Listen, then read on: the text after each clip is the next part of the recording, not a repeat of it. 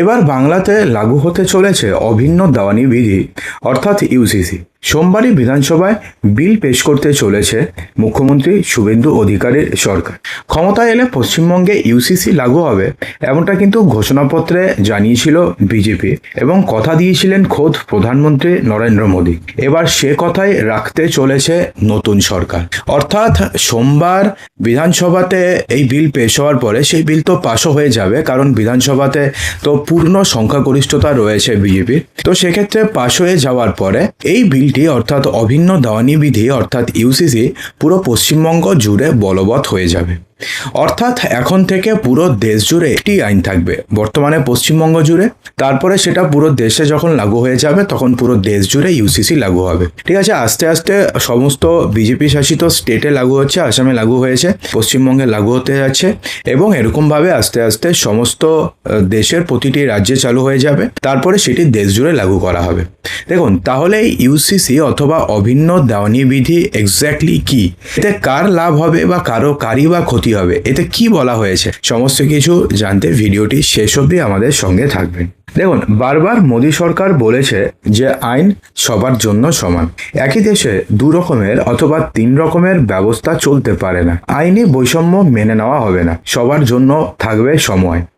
এই ব্যবস্থা বলবৎ করতেই বিজেপি শাসিত রাজ্যগুলিতে ইতিমধ্যে ইউসিসি অর্থাৎ ইউনিফর্ম সিভিল কোড আর অভিন্ন দেওয়ানি বিধির সেম জিনিস ইউনিফর্ম সিভিল কোড ইতিমধ্যে বলবৎ হয়ে গেছে। ক্ষমতা দখলের পরে পশ্চিমবঙ্গেও এবার সে পথেই হাঁটতে চলেছে শুভেন্দু অধিকারী সরকার বলে খবর।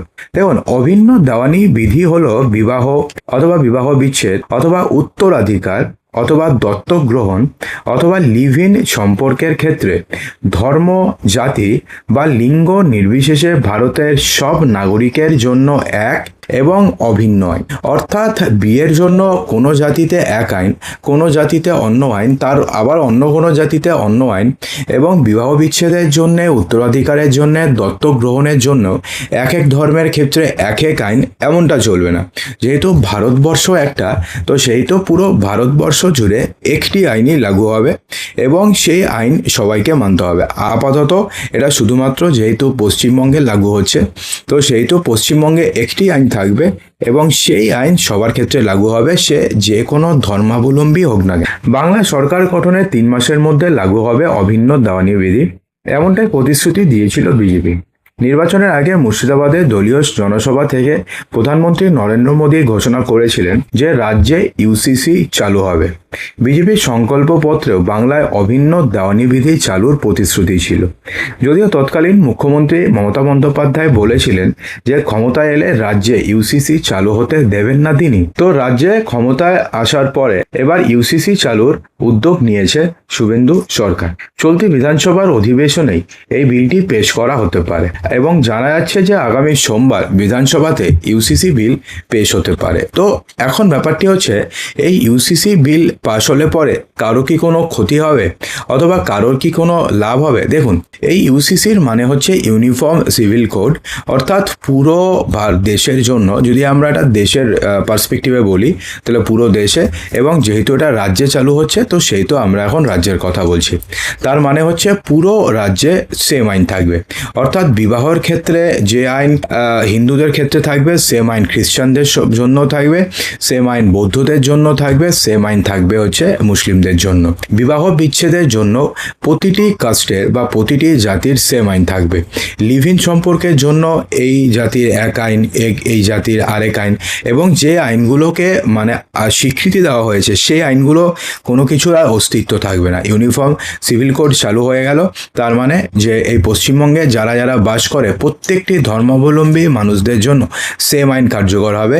যদি সেগুলোর আগে কোনো আইনি ভিত্তি থেকে থাকে তো সেগুলোর আর তারপর থেকে এই বিলটি পাস হওয়ার পর থেকে যখনই এক্ষেত্রে রাজ্যপাল সই করবেন, রাজ্যপাল সই করার পর থেকে জাস্ট পরের মুহূর্ত থেকে আগের যে আইন ছিল আলাদা আলাদা বিবাহ বিচ্ছেদ, আলাদা লিভ ইন সম্পর্ক অথবা আলাদা দত্তক গ্রহণ, এই সমস্ত কিছু তখন ইনভ্যালিড হয়ে যাবে এবং অভিন্ন দেওয়ানি বিধি চালু হয়ে যাবে। অর্থাৎ পশ্চিমবঙ্গের প্রত্যেকটি ধর্মাবলম্বী মানুষদের জন্য উত্তরাধিকারী আইনও সেম আইন হবে এবং যে আইনটি হবে সেটাকে সবাইকে মানতে হবে। এটা এখনও পর্যন্ত পুরো দেশ জুড়ে লাগু হয়নি। এক একটা স্টেট এখন নিজের মতন করে তাদের বিধানসভাতে পাশ করে এটা লাগু করেছে। যেমন আসামে লাগু হয়েছে, আরও বিজেপি শাসিত প্রচুর স্টেটে এগুলো লাগু হয়েছে এবং যেগুলোতে লাগু হয়নি আগামী কিছুদিনের মধ্যে লাগু হয়ে যাবে এবং মনে করা হচ্ছে যে আগামী 2 থেকে 3 বছরের মধ্যে পুরো দেশব্যাপী ইউসিসি অথবা ইউনিফর্ম সিভিল কোড অথবা অভিন্ন দেওয়ানি বিধি, যাই বলেন একই জিনিস, সেটা চালু হয়ে যাবে পুরো দেশ জুড়ে। তো বন্ধুরা, এই নিয়ে আপনাদের কি বক্তব্য রয়েছে? এটা কি চালু করা ঠিক হয়েছে নাকি এটা চালু করার কোনো দরকারই ছিল না? আপনি কি মনে করেন? কমেন্ট বক্সে জানাতে একদমই ভুলবেন না। আর যদি ভিডিওটি ভালো লাগে তো ভিডিওটিকে লাইক করবেন, বন্ধুদের মাঝে প্রচুর শেয়ার করবেন এবং চ্যানেলটিকে সাবস্ক্রাইব অবশ্যই করবেন।